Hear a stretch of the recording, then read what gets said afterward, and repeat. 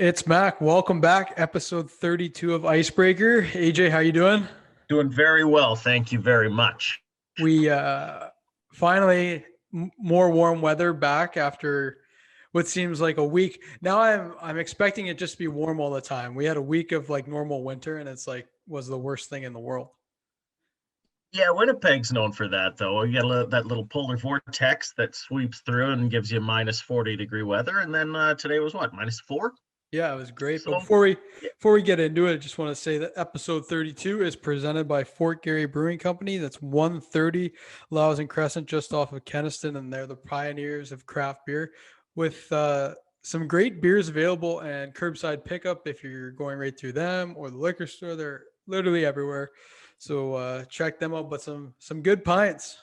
You mentioned the good weather, too. And I saw, if you're not listening from Winnipeg, did they really dye the Forks River Trail pink? Like, They is the ice did. really pink out at the Forks? That's pretty cool. Not the big one, Yeah. but they have like a separate part of it that is pink, which yeah, it's pretty neat.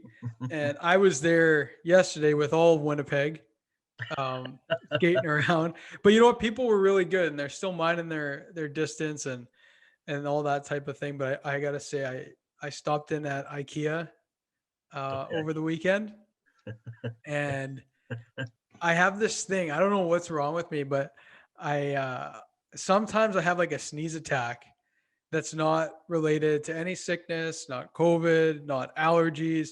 It's like the sun hits me the wrong way or something, and then I'd sneeze like 15, 20 times in a row, and I can't stop it. So I was at IKEA and it hit me, and I was like, oh no, like I'm inside a store. So I'm sneezing. So like one, two, but then all of a sudden I start getting all these weird looks, obviously, right? Obviously, and it won't stop. So I'm like hiding. I'm literally like hiding like by the cups, like trying not to be spotted, like ducking down. But I just felt so awkward.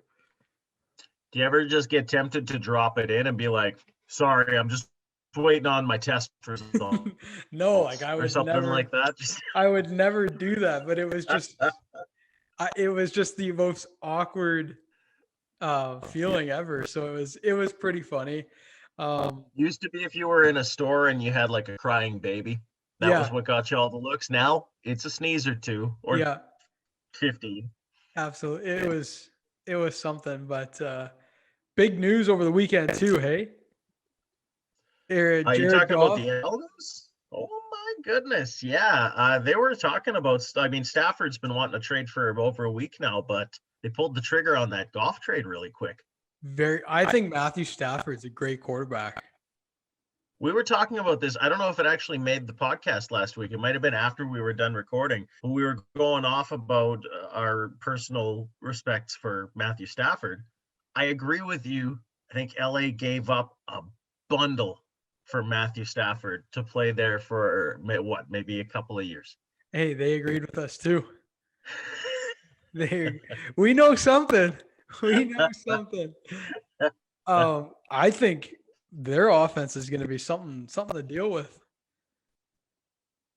The LA Rams, yeah, and it revolves around everybody staying healthy. Stafford had missed some games this season, and last season missed a lot of games. And Cooper Kupp is the same thing, but defense now. Yeah, it's going to be scary. And you know what? Before we move on, I'm just going to go ahead and say that my Manitoba Building Trades hot take is going to be a little bit of a futures here, but I got the Rams winning the Super Bowl next year as my Manitoba Building Trades Oh, hot take. And it's not just any project, it's the opportunity yeah. of a lifetime. It's about building something great for Manitoba. And that's why you turn to the talented and craftsmanship of Manitoba's expert tradespeople. Manitoba Building Trades is Manitoba's unionized construction industry. Productive labor is our business. With over 10,000 skilled trades professionals, we build what others can only imagine. Visit mbtrades.ca and come build with us. What do you think of that?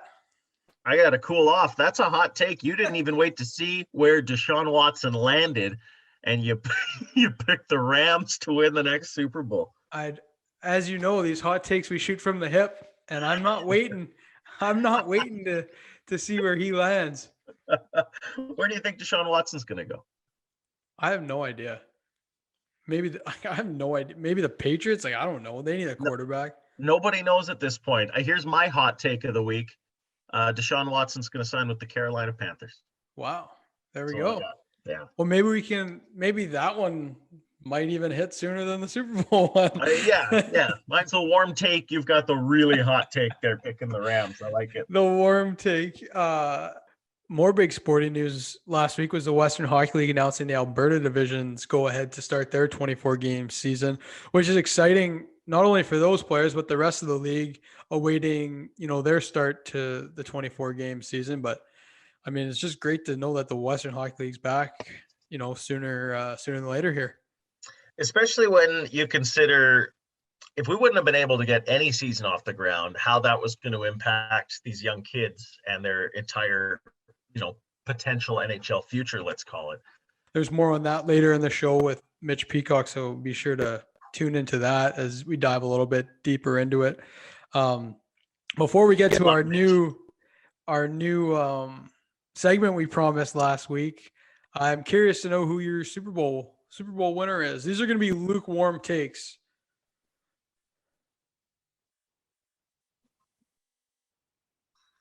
Yeah, mine's a little lukewarm. I got Tampa by a field goal. Wow. Okay. And I got Tampa by a field goal. And you know what? I got Tampa by a last-minute field goal, by a last second ticking off the clock. It's going to be a close game. And it's funny. It's hard to bet against Patrick Mahomes, right? And count him out. But for some reason, I think that I'm going to go with you and I think Tom Brady is going to get it done here again, just to cement his legacy. I think he's going to do it. And sure, let's go with let's agree. Last minute field goal, tight game. I think it's going to be a shootout, but last minute field goal.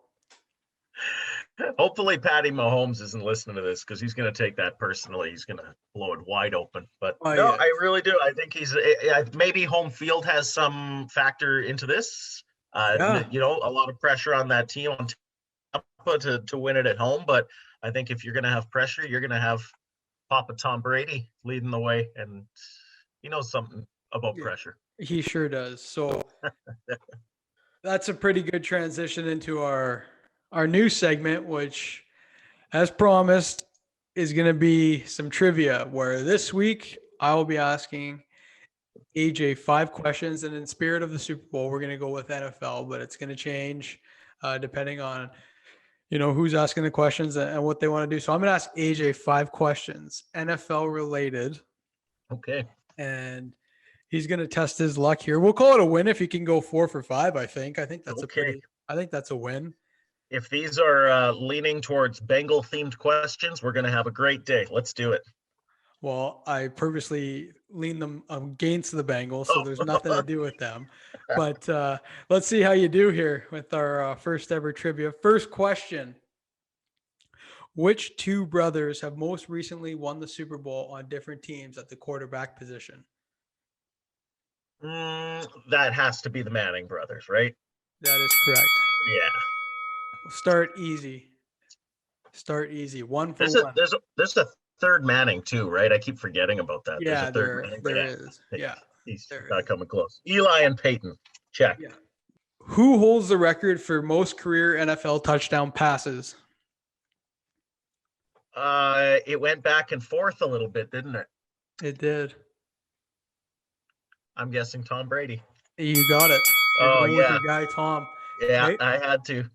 And it wasn't until right at the end of the season too, because Breeze had it for a little while, I think. Yeah. Not including touchdown passes, one player scored 31 touchdowns in a single season. Who was it?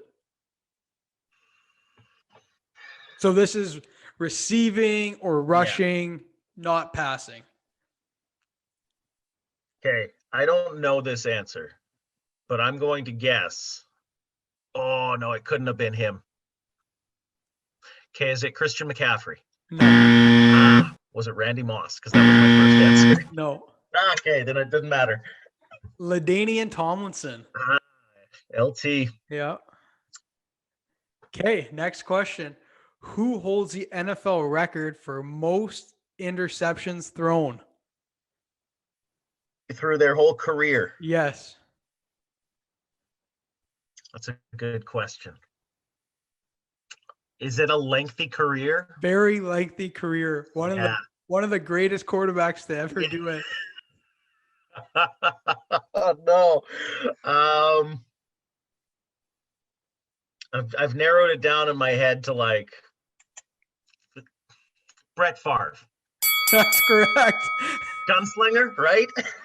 That's correct. Yeah. Okay. No, when you really think about it, because I was thinking first it was like Manning. No, he didn't throw a lot of picks. Brady, same thing. Breeze. And then you got to remember when you think back, Favre just let her rip most He of the did. time. Okay, you're 3 for 4. You're Okay. 3 for 4. So here's the one to go 4 for 5 and we're calling a win. Okay. Which team out of the Green Bay Packers, Chicago Bears, Miami Dolphins, and Carolina Panthers was the last to join the NFL? You said the Bears, the Packers. Who's the third team? The Dolphins and the Panthers. Oh, hands down, that's the Panthers. So I just want to say we do have a great episode this week. We're bringing in, Winnipeg Jet, former Winnipeg Jet legend, had a lengthy career. His two sons have been in the media lately, stirring up stuff on the ice, which is great. They're good players. They're fun to watch, and they play with, they play with a lot of spunk. And they play with the same spunk their dad played with. This is true. This is true. So we have Keith Tkachuk on our team, on our show this week. And that was a fun interview to do for sure. So that's coming up next. After him is Mitch Peacock talking about the Western Hockey League, the Winnipeg ICE. Make sure to check us out on social media at Icebreaker Show with 2 W's on all the channels. We love hearing from you. And without further ado, Keith Tkachuk, welcome to the show. Thanks for being here. Very much for having me. Yeah, absolutely. So I guess we'll kick things off with your NHL career. And I guess what stands out to you the most about playing in Winnipeg and then also in Arizona, other than the weather? Well, yeah, the weather was a big difference. But you know what? I didn't know a lot about Winnipeg when I first got drafted, and obviously getting thrown into the fire a couple years later and getting up there and really seeing what's it about. I love the fact that there were passionate fans up there in the old arena. We had some fairly competitive teams, and to be able to experience the playoffs up there was incredible with the whole whiteout. But I loved it. I really enjoyed my time there. I felt like we had close teams because we did a lot of stuff together. And, besides the weather, it is what it is. It was a great place to play, especially being a younger guy coming into the league and not knowing much. And then you moved with the team to Arizona, obviously a new market for them. And what was your experience like there? Well, it was a lot different because, you're playing in Winnipeg where everybody knows you, everybody knows the game of hockey, everybody follows it across Canada. Then you go to a place where it's not really well known. And it took some time. It took some time, not only to, develop a relationship with the fans off the ice to try to build the product and get out there and sell the game and not just be playing on the ice, but just to do all the stuff after practice, going to meet with some people, doing some different events. So it was a lot of work, but it was a lot of fun playing there as well. I mean, once again, we had some decent teams where we played downtown. It was a great atmosphere. It's a little different than it is now with the arena being so far away, but I enjoyed both spots. It was really, really fun place to play. And I had Randy Carlisle on the show a few weeks back, and I just have to ask if you have any fond memories or vivid memories of playing with him. Yeah, I mean, it was awfully strange to look back. I got to play with a guy who didn't wear a helmet in a game. Like, how insane is that? Like, are you kidding me? Like, he was an unbelievable guy, though. He was a great teammate. He was hard on the young guys, but you know what? He was fair. And the way he practiced with that stick, you couldn't do the rule. You couldn't do that nowadays with the new rules. But even in practice, I'd have a clear shot, and then he'd get into your hands and you fumble the puck. But he was very helpful both on the ice and off the ice for me. Like, helped me out with my, different stuff in my apartment if I needed something fixed. Typical Canadian, they know how to build and fix everything. So he was a great guy. It was fun seeing him coach around the league for a long time. He had a heck of a career. When I asked him Funny guy, too. He was a quick-witted guy, just like Zinger. So those two together were funny. it was quite. I had him on the show and I asked him about the helmet, and he said, "Oh, it's fine. No brain, no pain. It doesn't matter." He said, "In my case, it didn't matter." Well, nowadays, the way the guys shoot the puck, can you imagine getting hit? You're dead. You're done. Like it was insane. I mean, Jesus, I don't know. Even falling, going into the corner. I mean, you hit your head. I don't know. Those guys were amazing that played, the years before I did with no helmets. I don't know how they did it. Yeah, I couldn't imagine. And you alluded to it with Randy and my dad, but for those of you listening that don't know, my dad used to be the equipment manager of the Winnipeg Jets 1.0, and he tipped me off that you used to like to borrow the equipment manager's voice recorder. Yeah, I did. Well, Zing, your dad was always the guy after every practice would go around. I mean, nobody worked harder than this guy. He would go around and check everybody's stall, and he would have a mic, the recorder, and he'd see like my pants. All right, we need to stitch up Walt's pants before tomorrow. I'd go over to Slaney. All right, we gotta, zip up Slaney's skates, this and this.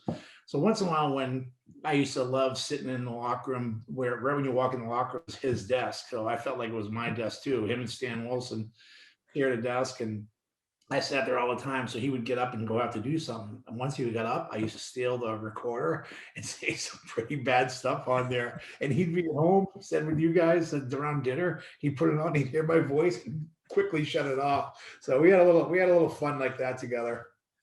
And he also mentioned that you found it really important. Like you played jokes on that thing, but you also found it really important wherever you played to, build strong relationships with the equipment staff. So why was that so important to you? Well, it was. I mean, it's just the way I grew up. I mean, I hated when guys didn't appreciate or treat people the way they should be, even if they were, these guys are the hardest working guys in the league. We practice, we go home, we play the game, we fly out. We fly into places at 1:30 in the morning. We're going right to the hotel. They're not. They're going on the truck. They're going to the arena.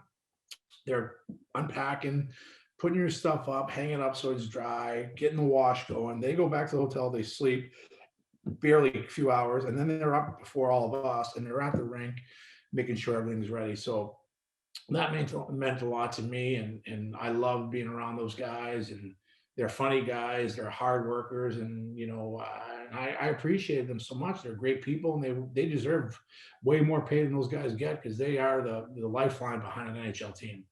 Definitely the unsung heroes for sure. So interestingly enough, your two sons now play in the NHL, but all three of you were drafted by Canadian teams. And I was wondering, what was a better moment for you, your draft day or watching your sons be drafted into the NHL? Oh, of course, my kids being drafted. I mean, all the hype that goes into it. Like when I got drafted, I never went to the city for the draft. I just got a phone call, and it was big back then, but not as quite as magnified it is now with the media and the different things and the projections. You just don't know what to expect. But being in there, sitting down and seeing the kids get drafted with the grandparents, my wife and the siblings, it was just an incredible feeling. And any parent wants to see their kids do so well. And it was just a great moment for them to take it all in and be a part of something so big.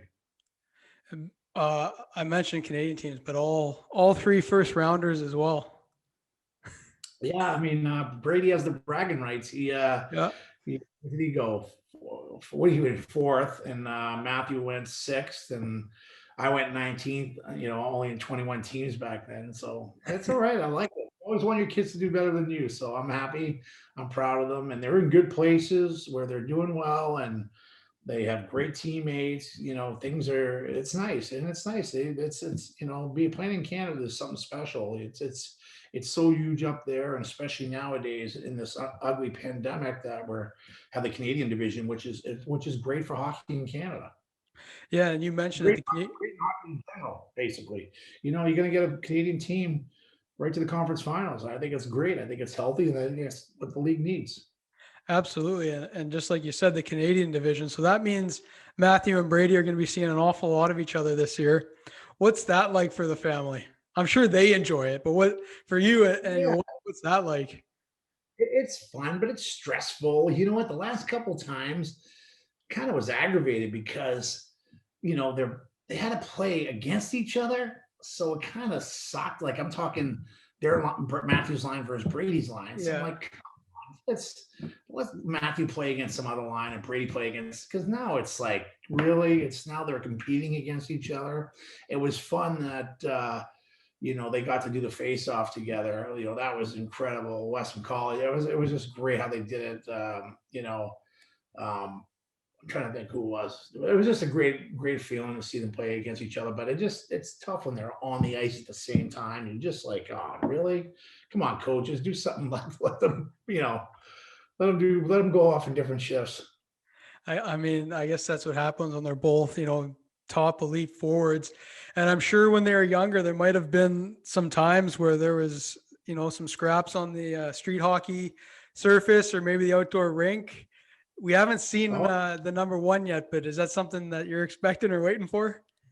no, that'll never happen. But like any kids, like growing up with your brothers, you guys all close, and it's just they go out there and they're competitive. They play against each other. They want to beat each other, and the older one picks on the little one until the little one gets bigger than the older one. So it was some trying times, but they're lucky to have each other. They were so competitive outside, and it was a lot of fun to be around. But no, they better stay away from each other because they'll have to deal with me, and they don't want that. Yeah, no kidding. That's funny. And like you said, with my brothers too, the same thing. So we all, worldwide went through this global kind of lockdown earlier, March into the summer.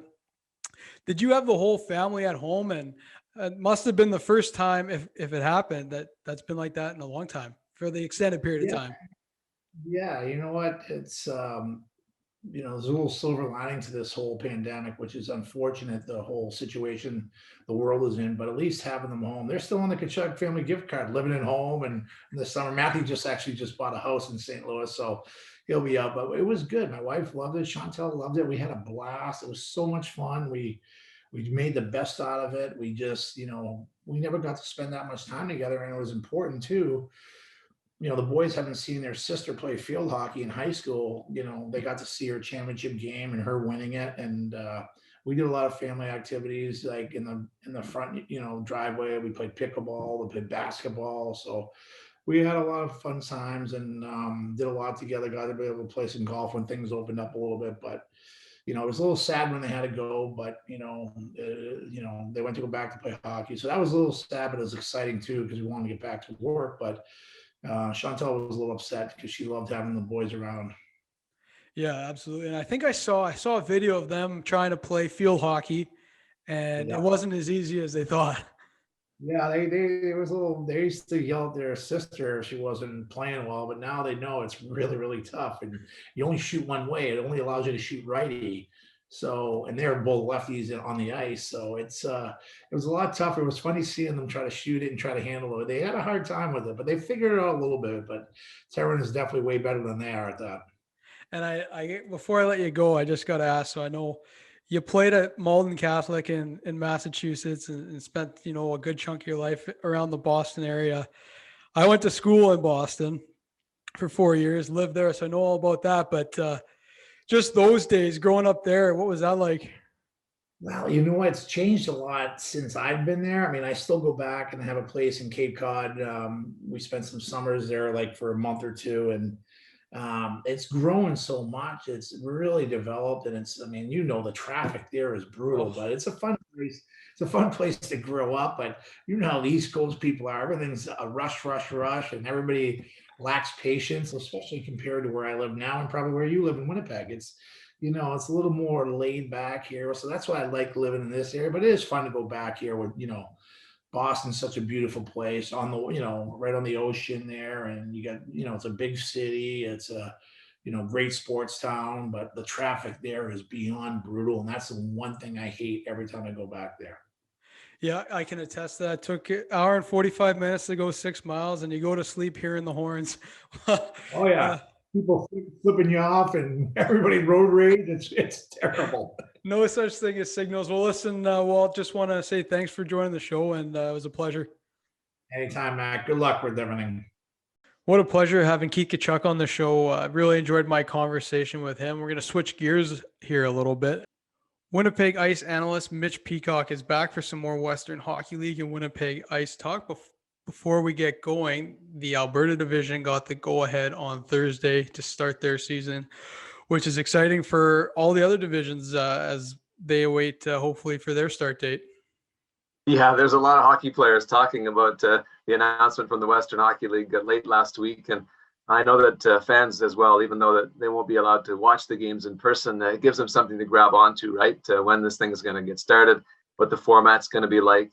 The way that I understand it, each team will play a home and home each weekend against the same opponent. They'll have 5 days off between opponents, and all of it designed along with a number of other protocols to make sure everyone is safe and healthy. But now there's not only talk of a 24-game schedule, but we've got a bit of a sort of an imprint or a template of what it's going to look like, specifically with that Central Division based in Alberta. Absolutely. And I know this past week you did some writing on how players were staying ready, how teams were staying ready. If you want to touch a little bit more on that, specifically about the Winnipeg ICE. Yeah, boy, really interesting. You know, we're all trying to find ways to work our way through this pandemic, right? And it's about having some structure and about having support and finding ways to make the best of the situation. And that's certainly what the Winnipeg ICE have been doing, and really doing it all the way back to, a few weeks after the season was shut down back in March of last year. This is a group that meets on a very regular basis by Zoom, led by head coach James Patrick. There's a real focus on the get-togethers on some key subject areas, personal health and wellness. He wants to make sure the players are comfortable from a mental health standpoint. Fitness is very important. Leadership is something they spend a lot of time on. They talked about a number of areas that he thinks are the foundation of good people and good athletes. And the feedback from the coach and the player I talked with, Jacob Smallwood, was very, very positive. They loved the chance to get together. Players always talk about being in the dressing room and how great it is. Well, this is their virtual dressing room, and they're really enjoying it. And I think that, it's important on a personal level, an individual level, to have that support, to be around the guys, to talk about the game, to work on yourself, to push yourself the ways that you can in this situation. And I think that beyond that, there are other levels of support here within the group. They've got a group chat where they're always interacting with one another. They've got a private Instagram account that they use to post challenges and compete with one another and continue to grow in the ways that they're able to during this pandemic. And I just thought it was really interesting to see the structure that's been put in place, the priorities that James Patrick has for the group, and how the guys have really taken to Jake and Smallwood talking about the challenges. And they're not supposed to be competitive, but they've become competitive, and the guys are having a lot of fun with that and getting into it with one another. And James also talked about individual phone calls with each player on a regular basis, so that, if anything comes up the guys want to talk about in a one-on-one setting, they're free to do that. They don't have to do it in a group situation. And he also talked a lot about his pride in the players for how they're coping in this situation. And that doesn't mean every day is a good day. That doesn't mean that it's easy or that guys haven't had any problems or bumps in the road. But I think his pride is based on the fact that guys are open and honest, and they're doing their best, and they're supporting each other, and they're able to reach out and get some help. So I think, it's an eye-opener for me because I have been in on it, but pretty cool to have them pull the curtains back and share it like that, and just see what they're doing to stay with it, because it's a tough time, and yet the level they're involved in is so high.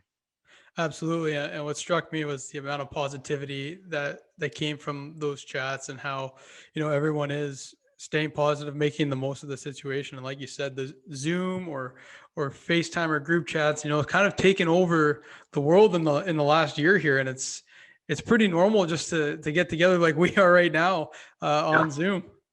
Yeah. Oh, absolutely. And I think that's important, is that it became normal quick. The guys became okay with it quick, and then it becomes part of a routine. And then, we talked about it earlier about that dressing room, the place where the players love to hang out. And now they've got something to look forward to, on a day where They might be just trying to find a way to get through it and to find the positives. All of a sudden, they know at X o'clock they're getting together in Zoom fashion to chat with the boys, and they've got something to get up for, something to look forward to, and it means the world to them. Jake and Smallwood was talking about it when I chatted with him last week. Just he gets pumped up, he gets fired up, and just the thought of being around the guys and thinking about playing again down the road. Absolutely. And then later on in the week, you put your best, I guess, coaching or scouting or whatever you want to call it, hat on and tried to, do your best guess at what the 2021 Winnipeg ICE will look like for the 24-game schedule. Yeah. Let's just put it this way. I think I'll stay in the broadcast booth because you start to think about it and your head spins, even though the ICE do have a lot of players coming back, but it's such a big, to put a team together, you talk about scouting, you talk about research for a draft, you talk about getting to know families and picking players, bringing them into camps, getting guys experience in the league, making sure you've got a nice mix on your team of age group and guys at different positions, and a good exercise, I think, to go through, for a broadcaster or a fan or somebody who isn't in those positions, because it's so easy to sit back and go, well, what are they thinking? Why has the team got that guy on that line? Or, how do they come up with this group of defensemen? But you put yourself in those shoes and you see what the job's all about. And it's a great group coming back for the Winnipeg ICE. There's no other way to say it. They'll miss number one goalie Liam Hughes. They'll miss a steady force on the blue line like Reese Harsh. And their top scorer, Isaac Johnson, will be a big hole to fill as well. But you get past that, and I know it sounds like a lot because it is, and you see there's a big group of returning forwards. There's a bunch of guys coming back on the blue line. The goaltending is a question mark in terms of how that will get sorted out. But there's every reason to believe that a team that was second last year in the East Division with a pretty young group should be pretty strong for this 24-game season as well. And it's a fun process to work through. And let's make it easier on you then. Let's talk about a few key players that are looking, a couple returners and one looking to make a full-time spot with Carson Lambos, Connor McLennan, and Connor Geekie. Wow, pretty good players, huh? You start to think about, some of the foundation pieces for the team. And Connor McLennan was just on fire when he got injured last year. He'd taken over the team scoring lead. He was right up there in the league in terms of scoring. I think he was in the top 15 when he got hurt. First part of January, you couldn't stop the guy. And, I think that his injury, obviously his injury, it ended his season. And it really, I think, took a big chunk out of his draft stock. There's a guy, as I said, who's leading a very good team in scoring. And when the draft rolls around, he hasn't played since early in the year. And all of a sudden, you're in round 6 before you hear his name to the Philadelphia Flyers. And anybody who knows Connor McLennan knows, tell the kid he can't do something and you're going to get an, oh yeah. So I think you've got a really good, healthy player who wants to be a leader and who's raring to go and is very proud to be associated with the Philadelphia Flyers. So that's a great player. No question about that. You mentioned Carson Lambos. The hockey world is talking about Carson Lambos. He might have been not that well known to, say, the casual hockey fan. Scouts have known about him. Hockey people have known about him for a while. And now everybody is finding out, even in a pandemic year. You're seeing his name on draft projections right near the top of the list. He's in Finland plying his trade. He continues to gain valuable experience and grow his game. I remember James Patrick telling me that Carson Lambos had an NHL wrist shot when he was 15 years old. Last year, he was a top pairing defenseman on a quality team at 16 years old. This is a guy who led all rookie defensemen in scoring in the WHL. And for fans around here, I need to point out, also a proud Winnipegger. So that's a really good hockey player. They'll be fun to watch. And I guess I set myself up for the third player, Connor Geekie, because when you talk about really good hockey players who are fun to watch, can't wait to see a 6'4", 190-pound, supposedly 16-year-old centerman roll in and show what he can do in the Western Hockey League on a regular basis. Got a chance to play a little bit in the MJHL this year. Played a little bit last year with the Winnipeg ICE as a winger, basically just to get his feet wet and get exposed to the level. But I did a little bit of digging, and the consensus is that Connor Geekie is a centerman, and I think he's going to get his chance to play center out of the gates with the Winnipeg ICE. And who doesn't want to see the latest pride of Strathclair and the Geekie family go to work? Absolutely. And maybe just give us a little bit of a sneak peek of what to expect next week. Well, I got a couple of ideas. One of them, Mac, is just, we talked about the players and how they're getting together on Zoom and how they're supporting each other on an emotional level and working through some things, some major themes with the coach. And I think that's interesting. But I'm also curious, as I think a bit more about these guys and what they're going through, is what are you doing in terms of your actual fitness routine? What are you doing in terms of hockey? Are you in the garage, stick handling? Are you out in the neighborhood rink getting a little bit of work in on the ODR? What are you doing so that when they say, come to town and get ready to play some WHL hockey, you're not feeling like you're miles behind? So I'm going to catch up with a player or two on that front. And I've been talking to sources around the division about the various teams. And one of the things I've been talking to them about is draft prospects, NHL draft prospects.